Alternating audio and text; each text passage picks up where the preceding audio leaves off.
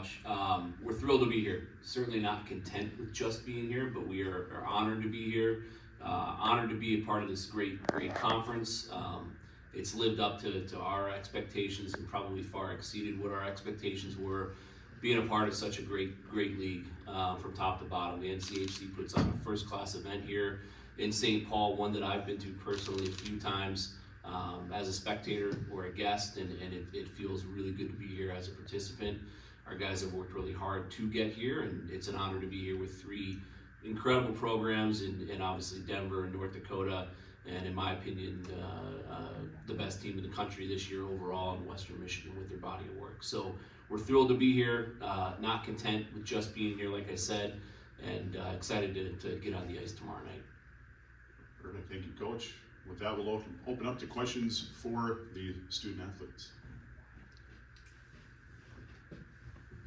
Hey Ty, Dylan Pescatore from Blaze Radio. What are the different things that Denver brings from an offensive standpoint that you as a defensive core are looking out for and need to stop?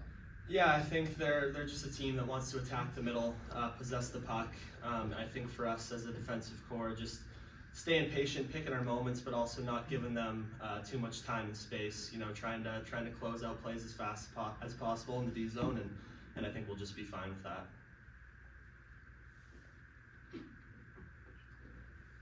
Paul Ornstein, College Hockey West. You guys had a very emotional two-game series against Duluth, and obviously you let it all out when you win the overtime game. How hard is it, because I know the coaches can only do so much, is it for you guys to clamp it back down and get refocused for the next game, which is obviously tomorrow night?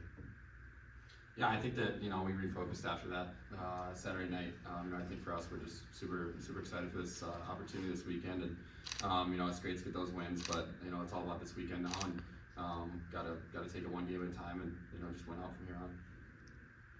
Ryan, Jack James from WCSN.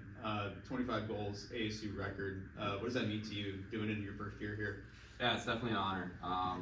Two great guys before me, Cop and Johnny there. So, but none of that's possible without my teammates. Great plays, great players. So, definitely an honor to be part of the history of a program like that. But we hope we have a lot more to come here. Sean Brennan, Cronkite Sports. Ryan, Matt Davis, obviously a great goaltender, won 2 national championships. What kind of stuck out about him in the games you faced him? Yeah, he's a really calm goalie.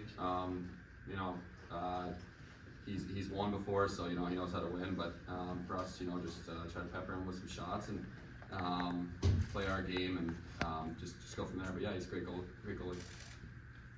Jess Myers, St. Paul Pioneer Press. For either player, looking at your roster, what struck me is the fact that you've got guys from 13 different states, I think 3 provinces and 2 foreign countries. This was my immediate thought. What are football Sundays like? Do you have like a Vikings group and a Lions group, or how does that all break out?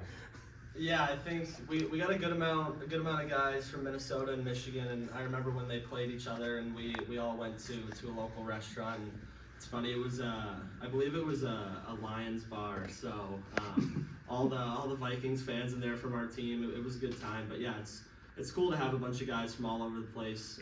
Just kind of brings in different aspects into the locker room, and yeah, we have a great group this year. And does your coach wear his Colts gear, or? Let's not talk about the quarterback we just signed.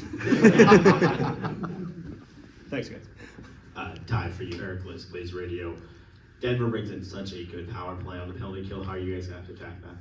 Yeah, I think just focusing on ourselves. Obviously, they do some special things and have special players, but our PK has been great all year, and just kind of focusing on whatever comes our way, and being confident that we can shut them down. Hey Ty, Jake Sloan, DevilsDigest. You're part of just a handful of players that played at Oceanside. What does it mean just for this entire program for you to be a part of this?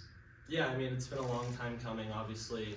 It's been a special past couple years for me, and coming from Oceanside, and it's been a real pleasure to see the growth of hockey in Arizona with Mullet, and coming from Oceanside specifically. But yeah, I mean, obviously we've come a long way, and this is where we wanted to be at the end of the day, so we're really looking forward to it this weekend. Tom Harden, College Hockey West.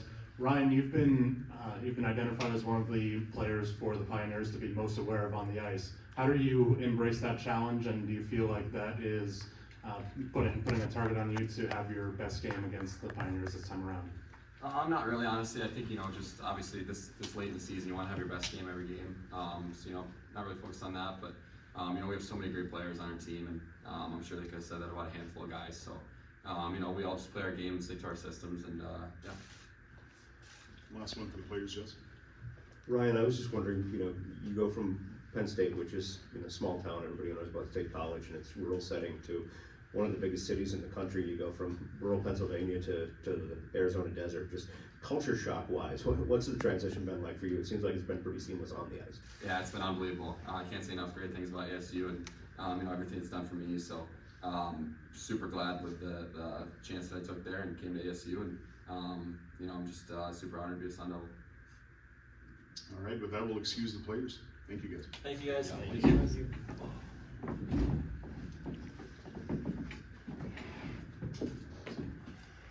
And with that, we'll open up to questions for Coach Powers.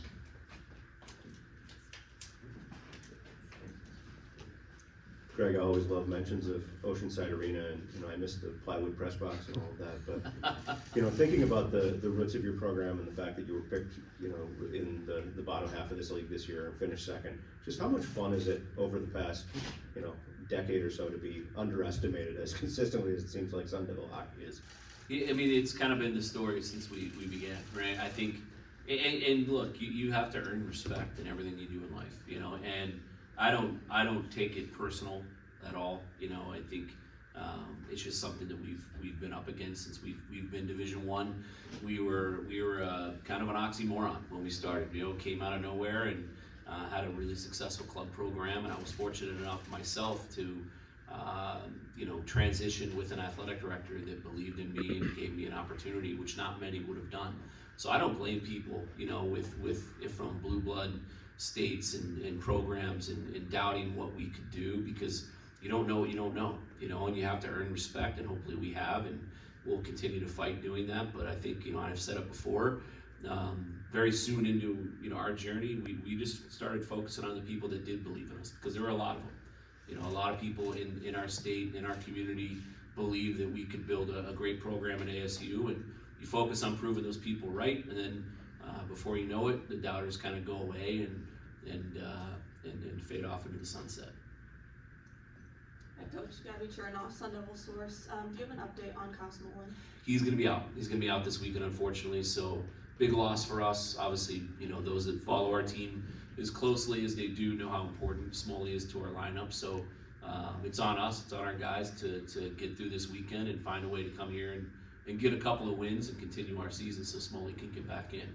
If we do get through the weekend, we do anticipate he'll be available next week. What does that mean for your lineup, just as far as strengths and weaknesses? I know you played Saturday without him. Yeah, I mean, it's just guys have to step up and bring some collective sandpaper that we miss with him out. You could argue, you could easily make the case he's been our MVP, and you can make the case for a few players, but Smoley, what he brings, being able to be a jack of all trades and play up and down the lineup, either wing, down the middle, penalty kill, power play, he does everything. And then the energy he brings on our bench and our room is tough to replace. So guys are going to step up, and it's been an X-Man up approach for us all year. So it's nothing new for our group, and excited to see all the guys step up in his absence. Coach, it seems weird to say that a guy that's a projected first-round pick of the NHL has kind of gone unnoticed on your team this year, at least from a public standpoint. How is that even possible for a guy who has got the skill that he has to be unnoticed? Yeah, I'm assuming you're talking about Potsy, Yeah. and I mean he was an NCHDL rookie team, and I think anybody that's watched us closely and followed us closely, I certainly haven't not noticed him. He's an unbelievable player. He's an unbelievable talent. To do what he did, he's not even a true freshman. He's a high school senior. That's his age. He should be a senior in high school, and he put up 13 goals in the NCHC. That's incredible. And I think, you know, most importantly, NHL teams have noticed, right? And that's at the end of the day, for him and his career and his journey in this game is really important. But he's just a kid that at the end of the day is embraced being a Sun Devil. He wants to win. He's a great kid. He works hard. He's usually the first one on the ice and the last one off every day. He's got a long career ahead of him. We're really proud of his freshman season. Coach, when you look at this Denver team, especially the Saturday game at home after losing Friday in overtime, your strategy is to get a lot of pucks on net. Is that something that's going to be very important tomorrow night?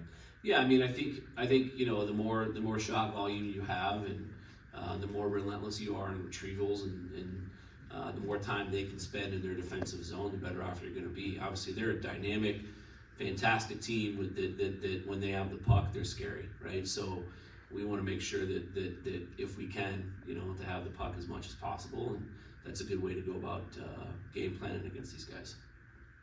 Coach Scott Strand, College Hockey West. You guys maybe haven't been in this building, but they've been in a lot of big buildings, different buildings. What did you see from them today on the ice for the first time? I thought they looked great. They were sharp. They're snapping it around. They're crisp. They were excited to be out there. Yeah, and like you said, Scott, our program's been in environments, you know, up in Vegas in the Hall of Fame game and Ice Vegas. We played in a tournament in Pittsburgh early in our 10 years of Division I program where the Penguins play at PPG. So we've been in buildings like this and had success. So we're just excited to be here. You know, we're excited to be here. Like I said, not content, but we're going to make the most of it. We're going to enjoy our trip up here, the experience. We've always been a spectator, really, for these moments in college hockey, and now we get to participate, and we're all excited about that. Kind of a follow-up to that is you came from the ACHA ranks, and I know the guys at UNLV really patterned themselves after you. How proud were you to see them finally get that ACHA national championship the other night? So proud of those guys. They have worked their tails off to get that, you know, and they've been close, kind of like we were at that level. It's a hard tournament to win. You know, anytime you have to go win 4 games in 5 days, it is hard to do. And they survived a couple games and squeaked through. And then they got to the title game and obviously really took the bull by the horns and dominated it. So Greener and Anthony Greener and Nick and Artie, all those guys up there, just really proud of them, and hopefully that community and most importantly university recognizes what they're doing, and they can follow our footsteps. It'd be nice to have another West Coast team in Division I. Take one more to close out. Hey Coach, Jack James from WCSN. Going back to Potter, from day one to now, how much growth have you seen him as a player? You can't measure it, you know, just the maturity, you know, in big moments, and his habits, his details on the ice. He's matured so much, you know. I mean, he was, you know, we kind of laughed. He was a child when he got to us. He was 17 years old, you know, and you can see it just being around older guys. Being around the veteran group that we have is really rubbed off on him in a positive way, and again, really proud of the kid. All right, thank you, Coach. Thanks.